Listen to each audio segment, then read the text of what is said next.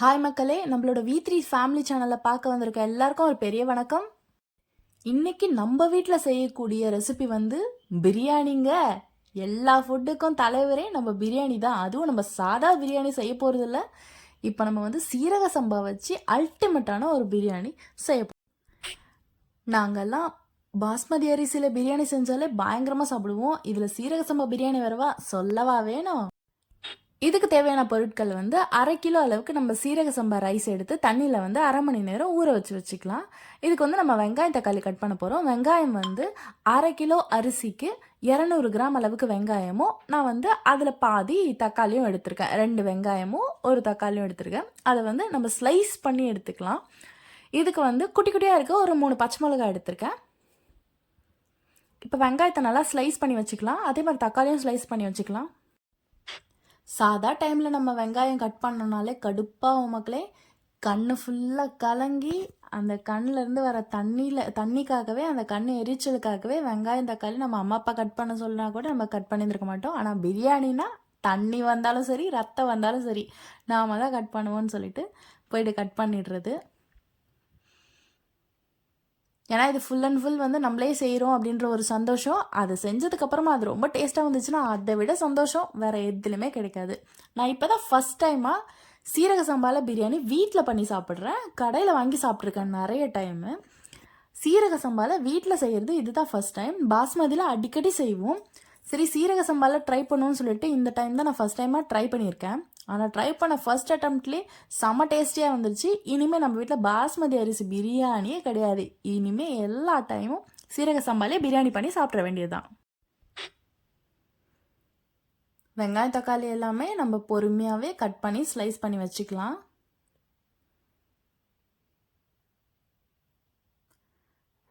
பிரியாணி டேஸ்ட்டாக வர்றதுக்கான மெயின் ரீசனே வந்து எல்லா காய்கறியுமே வந்து நம்ம மெஷர்மெண்ட்டு தான் மெயினான விஷயம். அளவு கரெக்டாக இருந்தால் டேஸ்ட்டு பக்காவாக இருக்கும். இப்போ வெங்காயம் தக்காளி பச்சை மிளகாய் எல்லாமே எடுத்து வச்சாச்சு. புதினாவும் கொத்தமல்லியும் நான் வந்து வாஷ் பண்ணி ஒரு கைப்பிடி வச்சுக்கிட்டேன். இப்போ இதுக்கு தேவையான பொருட்கள் எல்லாத்தையுமே எடுத்து வச்சுட்டேன். நான் 1/2 kg அளவுக்கு சிக்கனு, இஞ்சி பூண்டு பேஸ்ட் 100 கிராமும், பட்டை லவங்கம் அன்னாச்சிப்பூ ஜாதிபத்திரி ஏலக்கான்ட்டு எல்லாத்துலேயுமே 2 நம்பர், ஏலக்காய் ஒரு 4 நம்பர் எடுத்து வச்சுருக்கேன். நான் இதுக்கு 100 கிராம் அளவுக்கு தயிர் எடுத்து வச்சுக்கிட்டேன். 1 ஸ்பூன் அளவுக்கு எம்டிஆர் பிரியாணி மசாலாவும் 1/2 ஸ்பூன் வந்து சில்லி பவுடரும் எடுத்து வச்சுருக்கேன். இப்போ வந்து நம்ம பிரியாணி பண்ணுறதுக்கு ரெடி பண்ணிக்கலாம்.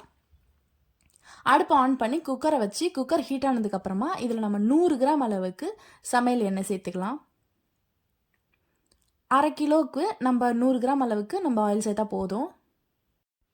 ஆயில் ஹீட் ஆனதும் நம்ம எடுத்து வச்சுருக்க பட்டை லவங்கம் இலையெல்லாம் போட்டு நம்ம வதக்கிக்கலாம். இப்போ நம்ம எடுத்து வச்சுருக்க பச்சை மிளகா லைட்டாக வதங்கினதுக்கப்புறமா வெங்காயத்தையும் கூடவே ஆட் பண்ணிக்கலாம். வெங்காயத்தை வந்து ஸ்லைஸ் பண்ணி ஆட் பண்ணுறதுனால இது நல்லா வந்து ப்ரௌனிஷாக வதங்கணும். ஹை ஃப்ளேமில் வச்சு வதக்கக்கூடாது, மீடியமில் வச்சு நல்லா ப்ரௌன் ரோஸ்ட் பண்ணணும். இந்த வெங்காயம் வதக்கிறதுல தான் பிரியாணியோட டேஸ்ட்டே இருக்குது.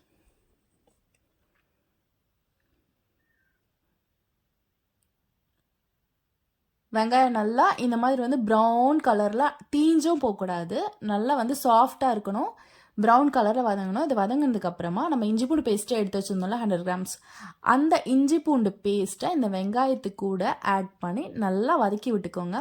இப்போவே பயங்கரமாக ஸ்மெல் வருது.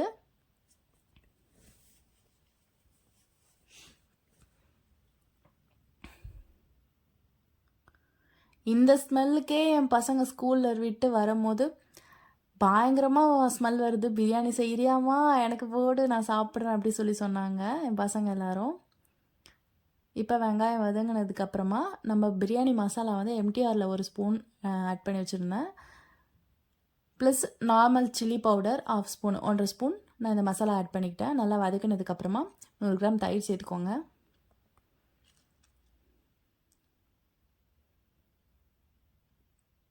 தயிர் சேர்த்து கலரும் போது நம்மளுக்கு அடி பிடிக்காமல் இருக்கும். தயிர் சேர்த்த உடனே நீங்கள் வந்து தக்காளி பழத்தை சேர்த்துக்கோங்க.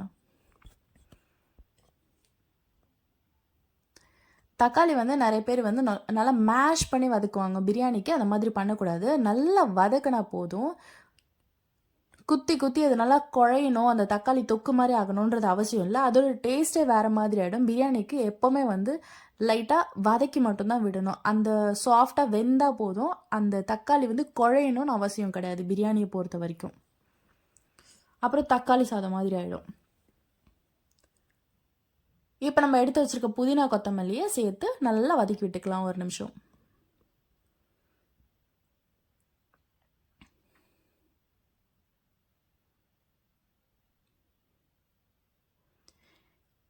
சிக்கனே போடல, ஆனால் ஆல்மோஸ்ட் நம்மளுக்கு பிரியாணியோட ஃப்ளேவர் தூக்கி வீசும்.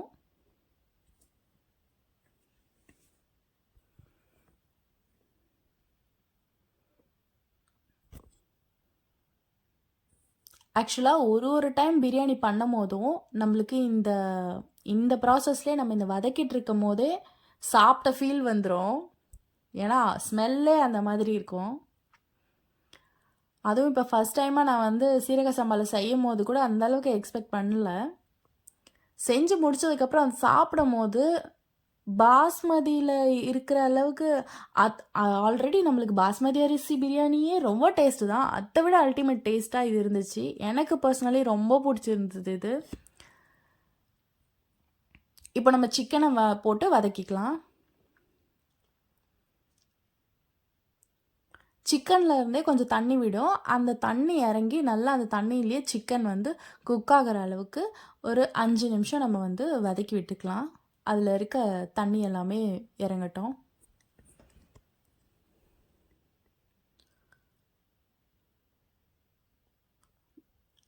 சீரக சம்பா பிரியாணி வந்து உதிரியாக சாப்பிட நல்லாயிருக்கும். இது வந்து கொஞ்சம் ஜூஸியாக இருக்கும்.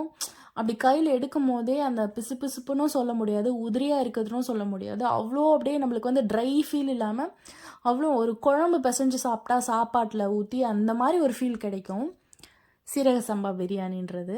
அப்படி செய்கிறது தான் இதோட ஸ்பெஷலும் கூட. இப்போது எவ்வளோ அரிசி எடுத்திருக்கோமோ அதுக்கு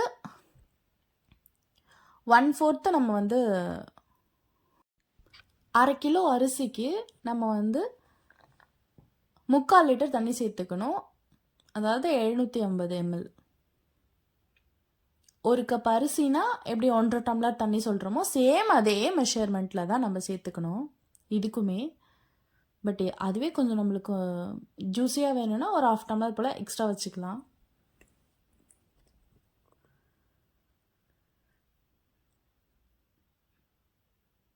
ஆல்ரெடி நான் வெங்காயம் வதங்கும் போதே கல்லுப்பு சேர்த்து தான் வதக்கியிருக்கேன். இப்போ வந்து உப்பு லெவல் செக் பண்ணி நீங்கள் பத்தலைன்னா இந்த டைமில் ஆட் பண்ணிக்கலாம். இந்த டைம் லெமனும் வந்து ஒரு 1/2 லெமன் வந்து ஸ்குவீஸ் பண்ணி நான் விட்டுருக்கேன்.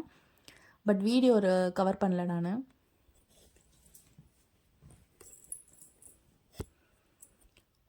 லெமனுமே போட்டதுக்கப்புறமா இது நல்லா குக் ஆகி நல்லா கொதிக்கிற ஸ்டேஜ் பாருங்கள். இந்த மாதிரி சலன்னு கொதிக்கணும். கொதிச்சதுக்கு அப்புறமா தான் நீங்கள் ரைஸ் ஆட் பண்ணணும் எப்போவுமே.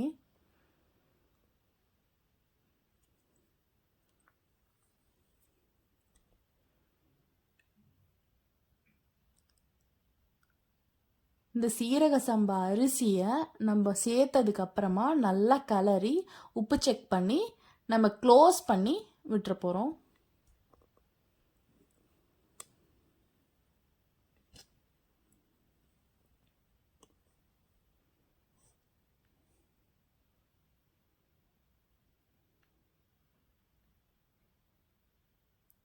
அரிசியை சேர்த்ததுக்கப்புறமா இப்போ நல்லா கொதி வந்ததுக்கப்புறமா குக்கர் மூடியை போட்டு மூடி வச்சிடலாம்.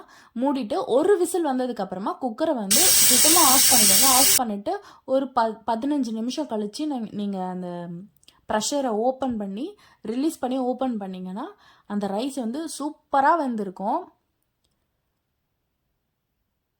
நீங்கள் நார்மலாக பிரியாணி செய்கிறதுல ஒரே ஒரு சேஞ்ச் பண்ண போகிறீங்க. சீரக சம்பா வந்து ஆட் பண்ண போகிறீங்க, அவ்வளோதான். சூப்பரான டேஸ்ட் கிடைக்கும். ஒரு வாட்டி ட்ரை பண்ணுங்கள். ட்ரை பண்ணிவிட்டு இந்த ரெசிபி எப்படி இருந்துச்சுன்னு எனக்கு கமெண்ட்டில் சொல்லுங்கள். நானே இது ஃபஸ்ட் டைம் எப்படி இருக்குமோன்னு தான் நான் ட்ரை பண்ணேன். இது வந்து நம்ம சாப்பாட்டு அரிசி மாதிரி இருக்கே, எப்படி இருக்கும் டேஸ்ட்டு, பாஸ்மதி அளவுக்கு இருக்குமா அப்படின்ற மாதிரிலாம் நிறைய போச்சு. சரி ஒரு வாட்டி ட்ரை பண்ணுவோம் அப்படின்ட்டு நான் வீட்டில் ட்ரை பண்ணேன். ஆனால் ஆல்ரெடி நான் கடையில் வாங்கி சாப்பிட்ருக்கேன். நம்ம செய்கிற ப்ராசஸ் படி நம்மளுக்கு எப்படி கரெக்டாக வருமா அப்படின்ற யோசனைலாம் எனக்கு நிறைய போச்சு. பசங்க சாப்பிடுவாங்களா சாப்பிட மாட்டாங்களா அப்படின்ற மாதிரிலாம். ஆனால் நான் நினச்சதை விடவே செம்மையாக இருந்துச்சுங்க. இப்போ வந்து 15 நிமிஷம் கழித்து நான் வந்து ஸ்டீம் ரிலீஸ் பண்ணிவிட்டு ஓப்பன் பண்ணிட்டேன். பாருங்க சூப்பராக இருக்குது. ஃப்ளேவரும் செம்மையாக இருந்துச்சு. ஸ்மெல்லு பயங்கரம். டேஸ்ட்டு வேறு லெவல். இதில் நான் எந்த ஒரு கலருமே ஆட் பண்ணலங்க. நேச்சுரலாகவே அது இந்த கலரில் இருக்குது. பாருங்க சூப்பராக எப்படி இருக்குது. இப்போ இந்த மாதிரி இருக்குது. ஆறும்போது நல்ல உதிரி உதிரியாகவும் வந்தது. இப்போ பிளேட்டில் போட்டு நம்ம சர்வ் பண்ணிக்கலாம். நான் ஒரு கப்பில் போட்டு கார்னிஷ் பண்ணுறதுக்காக அழகாக இந்த மாதிரி கேக் டைப்பில் வச்சுருக்கேன். இந்த பக்கம் ஒரு லெக் பீஸ் வச்சு ஆனியன் ரைத்தா முட்டையோடு சேர்த்து சாப்பிட்டிங்கன்னா அன்றைக்கி டேவே உங்களுக்கு ஃபுல்ஃபில் ஆகிடும். சூப்பராக இருந்துச்சு. இது பிடிக்காதுன்னு சொல்கிறவங்க எனக்கு தெரிஞ்சு இருக்க முடியாதுன்னு நினைக்கிறேன். ட்ரை பண்ணுங்கள். என்னோடய சேனலில் வர வீடியோஸு உங்களுக்கு வந்து டேரெக்டாக